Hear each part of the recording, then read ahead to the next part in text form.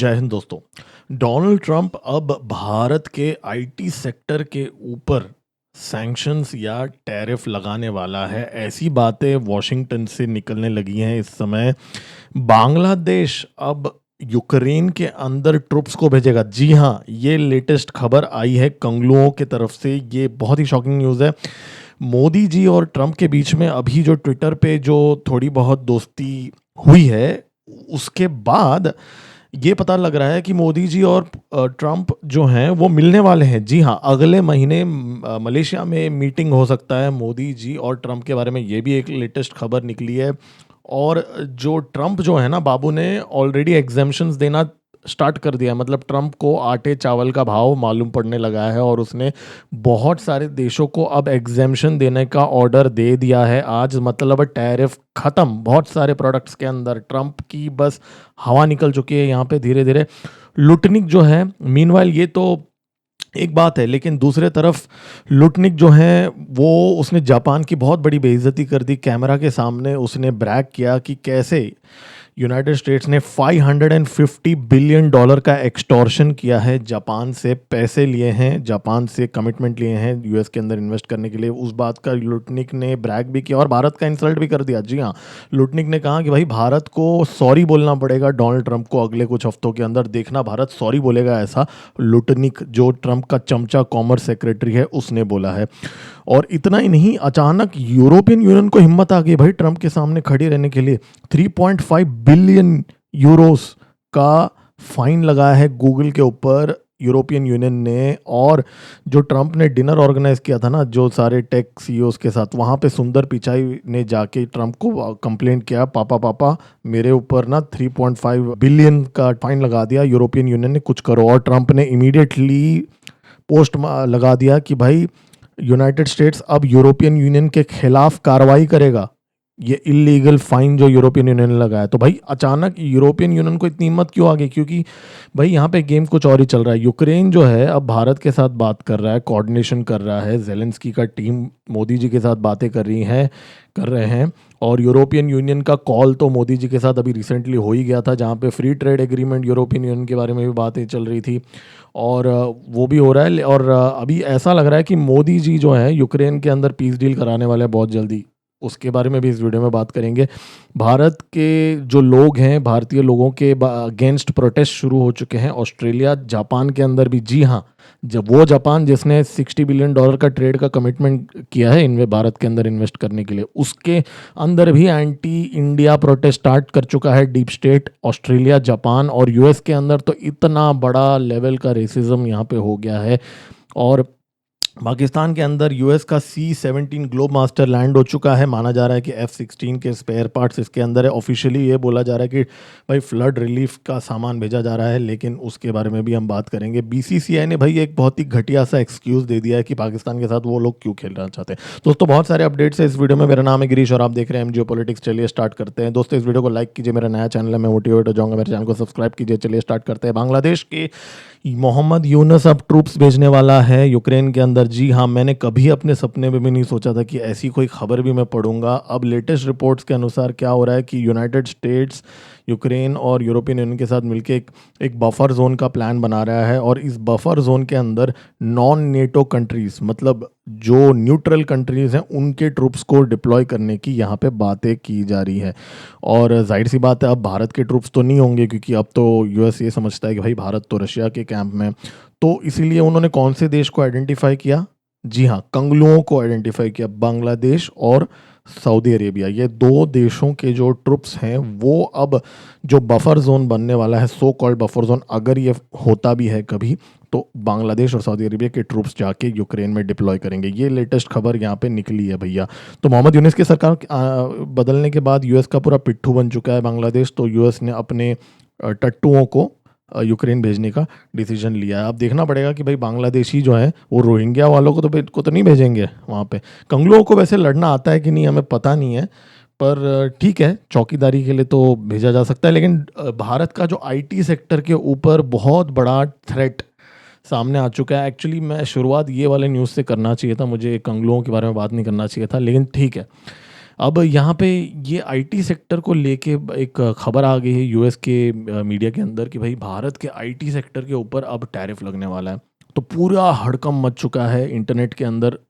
भारत का जो social media है इरप्ट हो चुका है कि भाई, क्योंकि हमारा तो भारत का जो रियल एस्टेट इंडस्ट्री है काफ़ी हद तक, जैसे पुणे, हैदराबाद, मुंबई, गुड़गांव, ये सारे आईटी एंड जो रिलेटेड इंडस्ट्रीज़ हैं उनके वजह से ही हमारा जो रियल एस्टेट सेक्टर काफ़ी हद तक ग्रो हुआ है। और जो एनआरआईज भी जो इन्वेस्ट करते हैं, तो बहुत बड़ा भारत के लिए यहाँ पे थ्रेट आ गया है। लेकिन यहाँ पे कुछ कैच है। वो कैच क्या है मैं अभी आप लोगों को बताता हूँ। देखिए, भारत और यूनाइटेड स्टेट्स के बीच में अगर हम सर्विसेज और गुड्स और सब कुछ सारे ट्रेड्स एंड ट्रांजैक्शंस को कैलकुलेट करेंगे तो एक नया चार्ट निकला है एक न्यू टाइम्स ऑफ इंडिया के अंदर, जहाँ पे ऑलमोस्ट 200 बिलियन के आसपास का भारत और यूएस दोनों आपस में अर्न करते हैं एक दूसरे से। मतलब ऑलमोस्ट 400 बिलियन का ट्रेड यहाँ पे चल रहा है भारत और यूएस के बीच में। और इसमें से आईटी जो है, भारत जो एक्सपोर्ट जो कमाता है यूनाइटेड स्टेट्स से आईटी कंसल्टिंग और सर्विसेज से, वो according to this report 41.6 billion dollars है। और यूएस जो भारत से अर्न करता है वो भी 41.8 बिलियन डॉलर्स है। तो मतलब यहाँ पे दोनों तरफ से ये हो रहा है। तो डोनाल्ड ट्रंप का पहली बात तो ये बोलना कि भाई भारत के साथ हम ज़्यादा ट्रेड नहीं करते, वो गलत साबित हो गया है। ये भी गलत साबित हो गया है कि भाई सिर्फ भारत ही डिपेंडेंट है यूनाइटेड स्टेट्स के ऊपर जब बात आईटी की आती है, राइट। और जो बिग टेक कंपनीज है ना, जो जैसे गूगल हो गया, अमेजोन हो गया, यूएस 81 बिलियन डॉलर्स अर्न करता है भारत के अंदर, ठीक है। तो बहुत ज़्यादा डिपेंडेंसी है, इसलिए ट्रंप के लिए बहुत मुश्किल है ये डिसीजन लेना। ये पहली बात मैं क्लैरिफाई कर देना चाहता हूँ। और कुछ और भी रीजंस है, फटाफट मैं आप लोगों को बता देता हूँ कि क्यों ये आईटी के ऊपर सैंक्शंस या टैरिफ का शायद ट्रंप अभी कुछ कर नहीं पाएगा। उसके पीछे भी मैं बताता हूँ रीज़न क्या है।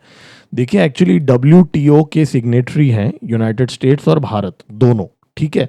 और डब्ल्यूटीओ की जो क्या बोलते हैं रूल्स के हिसाब से वहाँ पे GATS, market access and national treatment का क्लॉज है। और जहाँ पे यूनाइटेड स्टेट्स ने कमिट किया है कि फॉरेन आईटी सर्विस प्रोवाइडर्स को वो अलाउ करेगा और कोई भी रिस्ट्रिक्शन वो नहीं लगाएगा। ये डब्ल्यूटीओ में यूनाइटेड स्टेट्स ने एक्चुअली साइन किया है। और जो मोस्ट फेवर्ड नेशन का प्रिंसिपल यूनाइटेड स्टेट्स को फॉलो करना पड़ेगा अकॉर्डिंग टू द एग्रीमेंट्स। मतलब अगर यूनाइटेड स्टेट्स भारत के ऊपर कोई पाबंदी लगाता है या कोई सर्टेन टर्म्स लगा देता है भारत को, तो वो सेम टर्म्स सारे मेंबर्स जो डब्ल्यूटीओ के हैं उनको देने का ऑब्लिगेशन यूनाइटेड स्टेट्स के ऊपर है। तो ये दो कारण हैं, गैट और मोस्ट फेवर्ड नेशन वाला जो कारण है, जिसके वजह से मुश्किल होगा, मैं ये नहीं बोल रहा हूँ नामुमकिन होगा, मुश्किल होगा ट्रंप को ये आईटी सेक्टर को अटैक करने का। ट्रंप के पास कुछ और भी तरीके हैं, ठीक है। वो ऐसा कर सकता है कि भाई बहुत सारा रेगुलेटरी बैरियर्स डाल सकता है, ये एक चीज़ वो कर सकता है। और वो कुछ लेजिस्लेशन वगैरह लेके आ सकता है जिससे H1B जो है वो वीज़ास का इशू करना ही स्लो कर दे। तो ट्रंप इनडायरेक्टली इम्पैक्ट कर सकता है, मतलब जो H1B वीज़ा को बंद कर सकता है या कम कर सकता है, आई थिंक वो ज़रूर थोड़ा बहुत करेगा ट्रंप, लेकिन ब्लैंकेट बैन नहीं कर सकता दोस्तों। ऐसा मतलब बहुत लोग जो बोल रहे हैं ना एक्स के अंदर, आई मीन बेवकूफ़ी है, ऐसा नहीं होगा। रातों रात थोड़ी ये चीज़ें होती हैं, सालों लग जाते हैं रिप्लेसमेंट मार्केट के लिए और काफ़ी सारी चीज़ें होती हैं इसके अंदर। तो एनीवेज, तो ये एक पॉइंट है आईटी इंडस्ट्री का। मुझे नहीं लगता कोई मेजर इम्पैक्ट अभी इमीडिएटली होगा। हाँ, H1B वीज़ा में या थोड़ा बहुत वो ये कर सकता है। लेकिन मोदी और ट्रंप के बीच में अभी कुछ एक ट्विटर पे एक कॉन्वर्जेसन हो गया। अभी ट्रंप ने एक अपने इंटरव्यू के अंदर बोला था कि भाई मोदी जी तो मेरे दोस्त हैं, मैं हमेशा मोदी जी का दोस्त ही रहूंगा। चलो पहले सुनते हैं ट्रम्प ने बोला क्या है, फिर मोदी जी ने क्या रिप्लाई किया वो देखते हैं।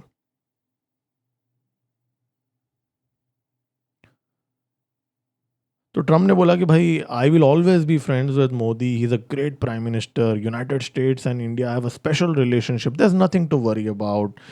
सिर्फ ये जो स्पेसिफिक इशू है, अभी जो पिछले कुछ महीनों से, बस सिर्फ उसके वजह से मैं नाराज़ हूँ थोड़ा सा, ऐसा डोनाल्ड ट्रंप ने बोला अपने इंटरव्यू में। तो जैसे ही ये डोनाल्ड ट्रंप ने बोला, एएनआई ने इसको एक ट्वीट किया, मतलब ट्विटर के अंदर, और मोदी जी ने उसके ऊपर रिप्लाई किया डोनाल्ड ट्रंप को टैग करते हुए, प्रेसिडेंट ऑफ यूनाइटेड स्टेट्स को टैग करते हुए, और बोला कि भाई deeply appreciate and reciprocate president's sentiments. तो देखिए अभी यहाँ पे क्या है ना, यूनाइटेड ट्रम्प क्या कर रहा है यहाँ पे, गुड कॉप और बैड कॉप स्ट्रैटेजी कर रहा है। मतलब good cop, classic good cop bad corp strategy है ये। मतलब जो उसके कुत्ते हैं ना, नवारो, लुटनेक और जो चोमू लोग हैं ना, उन लोगों से वो भारत के खिलाफ इंसल्ट इंसल्ट कराता है वो, ठीक है, कैमरा के सामने, ठीक है, और खुद प्यार भरी बातें करता है, ठीक है। तो ये good cop bad corp psycho ops है दोस्तों। मैं आप लोग इसको सीरियसली मत लीजिए, ठीक है। ट्रम्प का जो एक्शंस है ना वो मैटर करता है, उसके वर्ड्स मैटर नहीं करते। वो बंदा इतना बड़ा पलटू राम है, कभी कुछ बोलता है, अगले हफ्ते कुछ और बोलता है। तो उसके एक्शंस पे आप फोकस कीजिए। ये जो बहुत लोग बोल रहे हैं ना कि अचानक नरेंद्र मोदी जी और ट्रम्प के बीच में दोस्ती हो गई है, दोस्तों ऐसा कुछ भी नहीं है। लेकिन देखिए आप अगर ये बोलेंगे कि भाई मोदी जी ने क्यों रिप्लाई किया, देखिए बात ऐसा है कि कुत्ता होता है ना, कुत्ते को जब हम ट्रेन करते हैं, ठीक है, तो कुत्तों को हम रिवॉर्ड करते हैं। जब जब कुत्ता भौंकता है ना, हम ट्रीट नहीं देते हैं कुत्ते को, समझ रहे हो।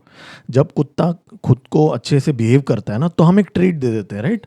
तो उसी तरह मोदी जी ने कुत्ते को कैसे ट्रीट करते हैं, वैसे ट्रम्प ने जब, ठीक है, मोदी जी की थोड़ी बहुत तारीफ की, तो मोदी जी ने भी थोड़ा एक कर्टसी रिप्लाई दे दिया।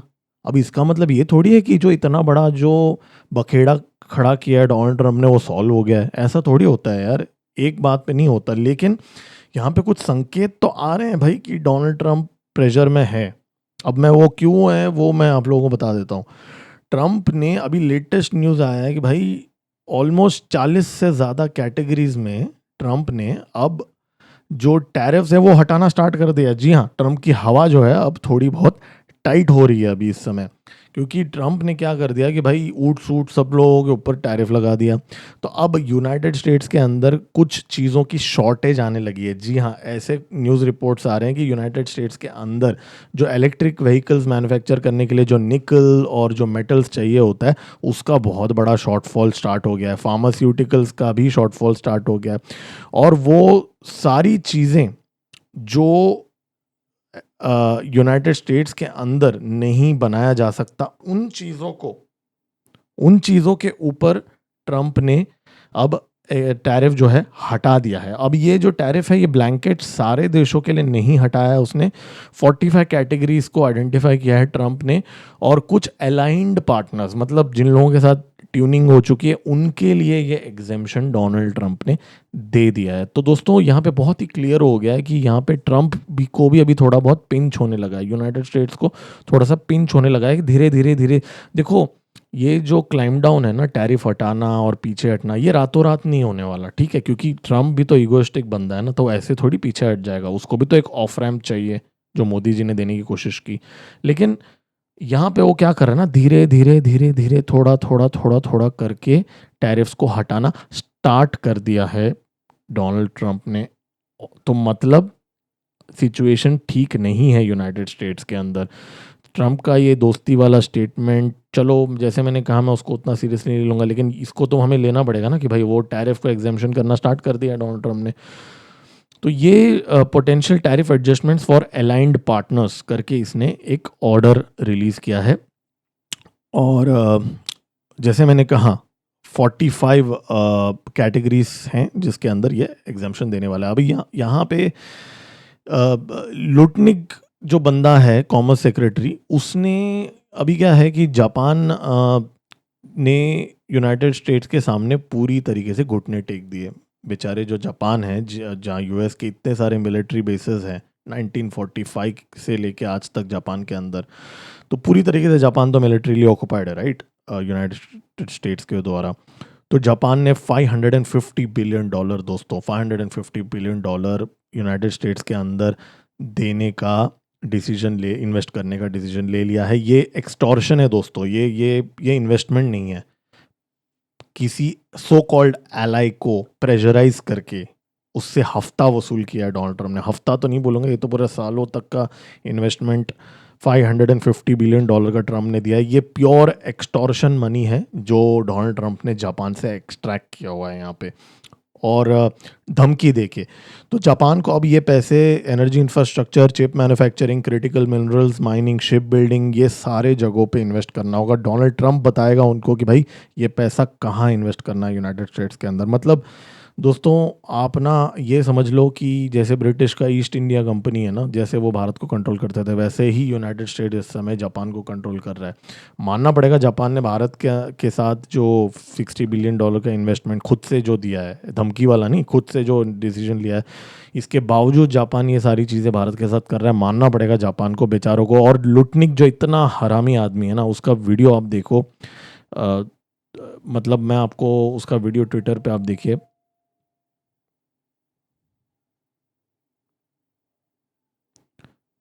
और लुटनिक जो है ना, इतना हरामी आदमी है ना, उसका वीडियो आप देखो। वो वीडियो के अंदर लिटरली ब्रैग कर रहा है कि मैंने देखो कैसा डील नेगोशिएट कर लिया, हम पूरा पैसे एक्सटॉर्ट कर रहे हैं। मतलब इतना बेशरम आदमी। और इस बंदे ने भारत के बारे में भी कुछ अपशब्द बोले हैं वापस। इस बंदे ने ये बोला कि एक न्यूज़ एंकर उसको पूछ रही थी कि भाई भारत के साथ के बारे में पूछा, तो इस बंदे ने ये बोला कि भाई देखो देखो, पूरी दुनिया में जिनके साथ भी डोनाल्ड ट्रम्प नेगोशिएट कर रहा है, सब अभी लाइन में आ गए ना, सब मान गए ना, इवन कनाडा तक मान गया ना, जापान भी मान गया ना। तो उसी तरह 2 महीने के अंदर देखना भारत भी सॉरी बोलते हुए आएगा, भारत यूनाइटेड स्टेट्स के पास। ऐसा लुटनिक ने बोला है, कॉमर्स सेक्रेटरी ने। मतलब वो बोल रहा है कि भाई भारत सॉरी बोलेगा अब यूनाइटेड स्टेट्स को।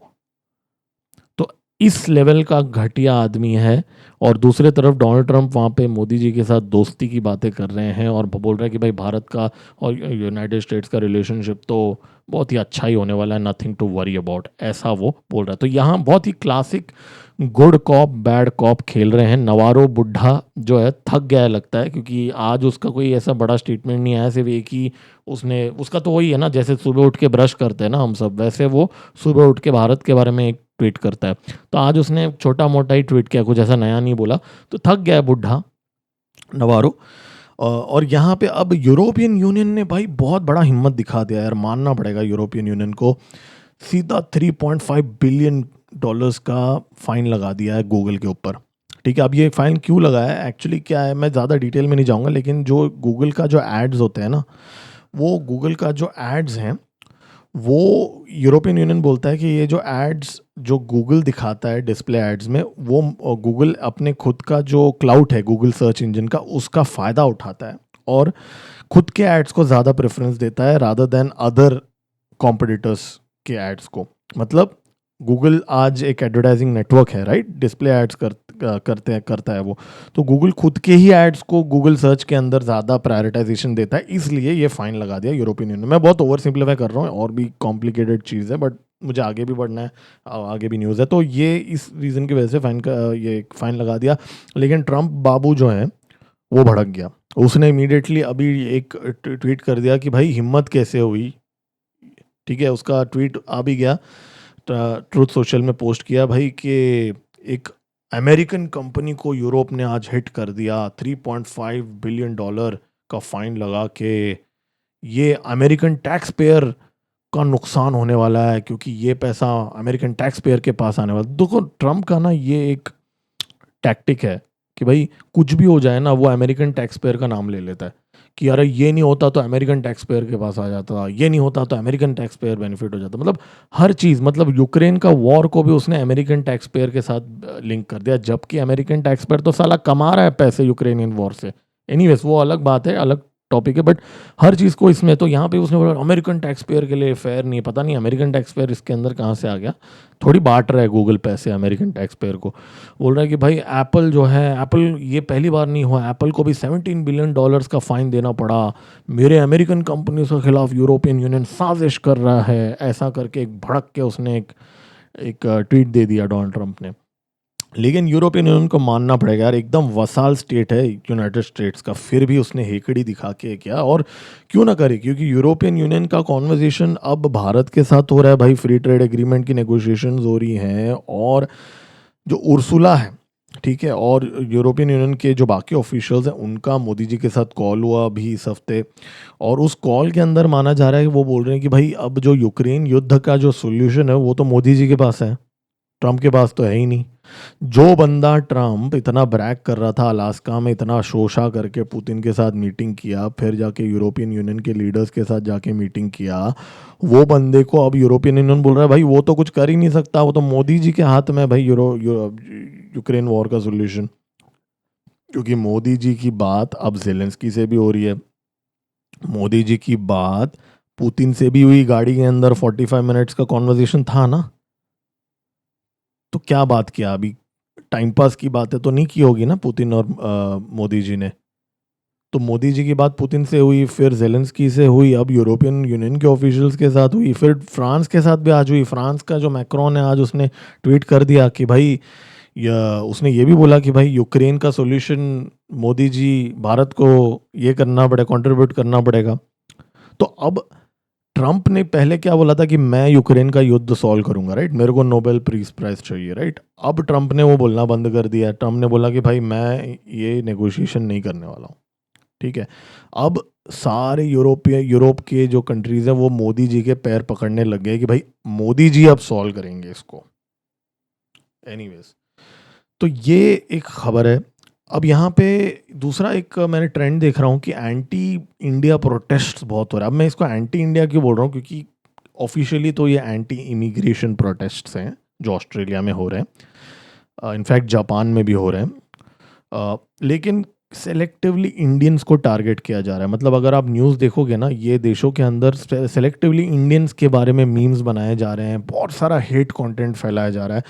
ऑस्ट्रेलिया तो समझ में आता है ना यार, ऑस्ट्रेलिया तो हमेशा से ही रेसिस्ट थे। आपको तो याद ही होगा कि भारत के वासियों के ऊपर जो अटैक्स होते थे ऑस्ट्रेलिया के अंदर, रेसिस्ट अटैक्स। ऑस्ट्रेलिया तो जाना ही जाता है रेसिज्म के लिए ना कहीं। लेकिन जापान के अंदर भी होने लगा, जापान के अंदर एंटी इमिग्रेंट प्रोटेस्ट होने लगे, क्योंकि जापान अभी बोल रहे थे कि भाई 500,000 इंडियंस अगले 10 साल के अंदर जापान के अंदर भेजे जाने वाले हैं, जो इंजीनियर्स, डॉक्टर्स और जो प्रोफेशनल्स हैं उनको भेजने का प्लान था। अभी मोदी जी का जो जापान के दौरे पे उन्होंने ये बात की थी। तो अब उसके बाद में जापान वाले भी अब प्रोटेस्ट करने लगे कि नहीं, हमको इमिग्रेंट्स नहीं चाहिए, और उसमें एंटी इंडियन मीम्स वगैरह बनने लगे हैं जो एक्स के अंदर मैं बहुत देख रहा हूँ, ठीक है। और यूएस के अंदर तो अलग लेवल का रेसिज्म चल रहा है। मतलब मैं अभी आज जितने भी ट्विटर हैंडल्स देख रहा हूँ, सब जगह पे मागा वाले भारत के बारे में बहुत गंदी गंदी बातें कर रहे हैं, ठीक है। और इनफैक्ट कुछ मागा वाले तो ये भी बोल रहे हैं कि भाई भारत जो है वो पैसे दे रहा है, ध्यान से सुनिए, भारत जो है वो पैसे दे रहा है यूएस के कुछ लोगों को, ताकि वो लॉबी कर सके और भारत का सपोर्ट कर सके यूनाइटेड स्टेट्स के अंदर। भाई भारत अगर इतना स्मार्ट होता ना, हमारी गवर्नमेंट के, भाई पैसे दे के लॉबिंग, ठीक है, हमारा एक लॉबिस्ट है ट्रम्प का जो फेल हो चुका है, वो किसी और दिन बात करूंगा। लेकिन जो भारत का गवर्नमेंट अगर प्रोपागेंडा में इतना अच्छा होता ना, तो साला आज ये दिन नहीं देखना पड़ता कि भाई इतना ज़्यादा रेसिज्म भारत के खिलाफ आ रहा है। तो मतलब जो यूनाइटेड स्टेट्स में अब ये नया नया बात बोलने लगे हैं कि भाई भारत जो है वो पैसे दे रहा है यूएस के अंदर इन्फ्लुएंसर्स को, ठीक है, ताकि भारत के सपोर्ट में वो बोले। तो ये झूठा इल्ज़ाम भी लगाया जा रहा है भारत के ऊपर, भारत के ऊपर रेसिस्ट जोक्स मारे जा रहे हैं, मीम्स शेयर किए जा रहे हैं, गंदी गंदी वीडियोस दिखाए जा रहे हैं भारत के बारे में। ये यूएस में चल रहा है, ऑस्ट्रेलिया में चल रहा है, जापान में चल रहा है। और दोस्तों ये ना, मुझे तो ऐसा लग रहा है कि कोऑर्डिनेटेड है बाय अब क्या ही बोलना, सीआईए, जॉर्ज सोरोस बोलो, यूएस की स्टेट डिपार्टमेंट के ऑफिशियल्स बोलो, सब वेल कोऑर्डिनेटेड लग रहा है। मतलब ऐसा कैसे हो सकता है कि सब एक ही हफ्ते में हो रहा है ना यार। आज आप रेसिस्ट अटैक्स तो हमेशा से ही होते थे ना, ऐसा थोड़ी है यार। ऑस्ट्रेलिया में तो पहले से ही था रेसिस्ट ये, लेकिन इतने साल तक कोई न्यूज़ हमें आया ही नहीं, और अचानक एक हफ्ते के अंदर सारे एंटी इंडिया प्रोपेगेंडा चल रहा है ट्विटर के अंदर, ऑन ग्राउंड, सब जगह पे। तो कुछ तो गड़बड़ है ना यहाँ पे। I don't want to sound like a conspiracy theorist, but भाई जो सामने दिख रहा है वो तो बोलेंगे ना यार, इतना बड़ा कोइंसिडेंस कि भाई सारे लोकेशंस में एक साथ भारत के खिलाफ रेसिज्म स्टार्ट हो गया। और ये एक एक मेरे को बहुत गलत लगता है, जो भारतवासी हैं जो यूएस के अंदर रहते हैं, मतलब इंडियन ओरिजिन के हैं, जो सिटीजन है यूएस, वो तो उनके मुंह पे तो ताला लग चुका है, ठीक है। उनके मुंह पे लिटरली ताला लग चुका है। बहुत कम लोग कुछ बोल रहे हैं उसके बारे में, क्योंकि शायद वो भी डरते हैं, क्योंकि उनके ऊपर भी बैकलैश आ जाएगा, राइट। तो वो डरते हैं कहीं ना कहीं। और जो H1B वाले हैं वो तो बिल्कुल भी नहीं बोल सकते कि भाई ये तो अटैक उनके ऊपर ही हो रहा है, तो कहीं ऐसा ना हो कि भाई कोई उनको फिजिकली वहाँ असॉल्ट वगैरह कर दें। तो यहाँ पे भारत का जो ओवरसीज़ का लॉबी है वो कोई काम का नहीं है दोस्तों। मतलब वो ट्रम्प के सामने बिल्कुल भी खड़ा नहीं हो रहा है, मतलब। और मुझे नहीं लगता ट्रम्प उनको सीरियसली ले भी रहा है, वरना वो ट्रम्प ये सारी चीज़ें नहीं करता। आप सोचिए, आसिम मुनीर को वहाँ पे लेके गया, पाकिस्तान क्या है भाई, उसको क्या दे सकता है? ठीक है, क्रिप्टो करेंसी का डील दिया, वही रीज़न हो सकता है ना, पर्सनल बेनिफिट हो सकता है, वरना यूनाइटेड स्टेट्स के लिए क्या है इकोनॉमिकली, पाकिस्तान क्या कंट्रीब्यूट कर सकता है? एनीवेज वो एक अलग लंबा टॉपिक है, कभी किसी और दिन बात करेंगे। तो यहाँ पे रेसिज्म का ये चल रहा है। उतने में पाकिस्तान की बात करो तो बीसीसीआई का जो सेक्रेटरी है उसने अभी आज एक स्टेटमेंट दिया कि भाई ये जो कंट्रोवर्सी है कि हम लोग क्यों पाकिस्तान के साथ क्रिकेट खेल रहे हैं, वो अभी बोल रहा है कि भाई नहीं, वो तो हमारा सेंट्रल गवर्नमेंट का पॉलिसी है, इसके लिए हम लोग खेल रहे हैं। मतलब वो सेंट्रल गवर्नमेंट के ऊपर अभी डाल रहा है, बोल रहे हैं कि भाई अगर भारत ने नेशनल टूर्नामेंट्स के अंदर नहीं खेला पाकिस्तान के साथ तो सैंक्शंस लग सकते हैं भारत के ऊपर बाकी ट्रेडिंग बॉडीज से। सिर्फ क्रिकेट ही नहीं, दूसरे स्पोर्ट्स के ट्रेडिंग बॉडीज भी भारत के ऊपर सैंक्शंस लगा सकते हैं अगर भारत ने पाकिस्तान के साथ क्रिकेट नहीं खेला। इसके वजह से हम खेल रहे हैं, हम तो पैसों के लिए नहीं खेल रहे हैं, बीसीसीआई को पैसों का फायदा होगा इसके लिए नहीं खेल रहे हैं, वो तो सैंक्शंस लग सकते हैं ट्रेड एसोसिएशन से, उसके लिए कर रहे हैं। और गवर्नमेंट की पॉलिसी भी ऐसी कुछ नहीं है कि नहीं खेलना है, इसके लिए हम खेल रहे हैं। ये रीज़न दिया है बीसीसीआई की सेक्रेटरी ने। मुझे नहीं लगता ये जस्टिफाइड रीज़न है, क्योंकि आईसीसी का भारत जो है चेयरमैन है, तो पता नहीं है कौन सा स्पोर्टिंग बॉडी का बात कर रहा है। क्रिकेट को भारत कंट्रोल करता है। एनीवेज यूएस का जो C-17 ग्लोब मास्टर जो है पाकिस्तान में लैंड हो चुका है। अब ये ओसेंट में काफ़ी पहले से ही लोगों को पता था कि भाई ये ऐसा ऐसा लैंड हो रहा है। अब ऑफिशियल वर्जन यहाँ पे ये बताया जा रहा है कि जो पाकिस्तान के अंदर फ्लड्स हो रहे हैं उसका जो रिलीफ मटेरियल है वो माल इसके अंदर था। ये जो फ्लाइट है यूएस से निकला था और कुवैत में इसने एक स्टॉप मारा, और कुवैत से फिर ये नूर खान एयरबेस जो है, जो स्ट्रेटेजिक कमांड सेंटर है जहाँ पे पाकिस्तान का, जहाँ पे भारत का सबसे बड़ा अटैक हुआ, जहाँ पे माना जाता है कि कमांड एंड कंट्रोल स्ट्रक्चर को भारत ने डिस्ट्रॉय कर दिया था, उस बेस के अंदर जाके ये C-17 लैंड हो गया। अब माना जा रहा है कि भाई इसके अंदर एड का सामान है, फ्लड रिलीफ मटेरियल है। देखो भाई, बात ऐसा है कि ठीक है रावलपिंडी के आसपास भी थोड़े बहुत फ्लड्स हैं, लेकिन मेजर फ्लड्स तो उस तरफ है भाई, गुरजनवाला और जो पंजाब साइड में बहुत ज़्यादा हैं उस तरफ। तो यहाँ पे फ्लड रिलीफ का मटेरियल क्यों दे रहा है? और फोटो वोटो भी उन्होंने डाला ट्विटर के अंदर। अब वो बक्सों के अंदर क्या है, क्या F-16 के स्पेयर पार्ट्स हैं, बॉम्ब्स हैं, क्या हैं, ये चीज़ें लोग अभी स्पेकुलेट करने लगे हैं भाई। हो सकता है ना भी हो, लेकिन भाई करंट हालात के अंदर तो स्ट्रॉन्ग पॉसिबिलिटी है कि इसके अंदर कुछ और सामान भी हो सकता है यहाँ पे। तो दोस्तों ये थे आज के अपडेट्स, मिलते हैं कल वापस कल के वीडियो में। देखिए यहाँ पे क्या हो रहा है ना, मुझे एक छोटा सा मेरा टिप्पणी दे देता हूँ कि भाई देखिए मुझे ना पर्सनली ऐसा लगता है कि ट्रम्प जो है ना वो यहाँ से इतने आसानी से इस चीज़ को डी एस्केलेट नहीं करने वाला। ठीक है, उसको भी तो अपना चेहरा बचाना है ना, तो इतने आसानी से वो इसको डी एस्केलेट नहीं करने वाला, वो इसको थोड़ा खींचेगा। ठीक है, वो जितना हो सके इसको खींचेगा और जितना एक्सट्रैक्ट कर सकता है भारत के साथ डील उतना वो ट्राई करेगा। अब वो आईटी सेक्टर को टारगेट करेगा कि नहीं करेगा ये देखने वाली बात है, बहुत क्लोजली इसको मॉनिटर करना पड़ेगा। मुझे नहीं लगता वो उस लेवल तक जाएगा डोनाल्ड ट्रंप।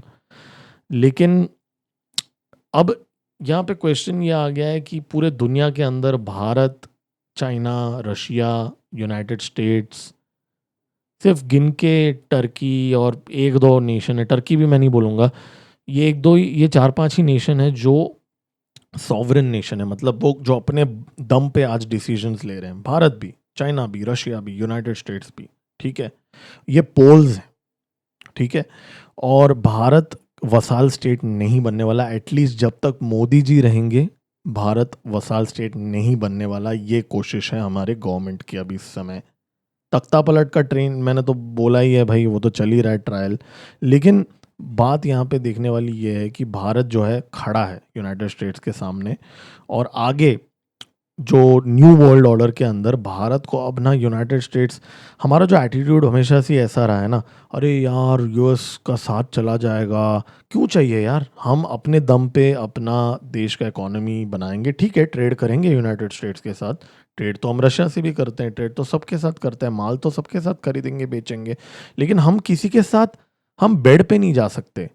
और रशिया के साथ जो हम तेल खरीद रहे हैं वो हम इसलिए खरीद रहे हैं क्योंकि सस्ते दामों में मिल रहे हैं हमें, हम सोशल सर्विस थोड़ी कर रहे हैं। भारत आज रशिया के साथ, जैसा वो नवारो बोलता है, बेड पे थोड़ी है भाई, हमको पैसे का प्रॉफिट मिल रहा है ना।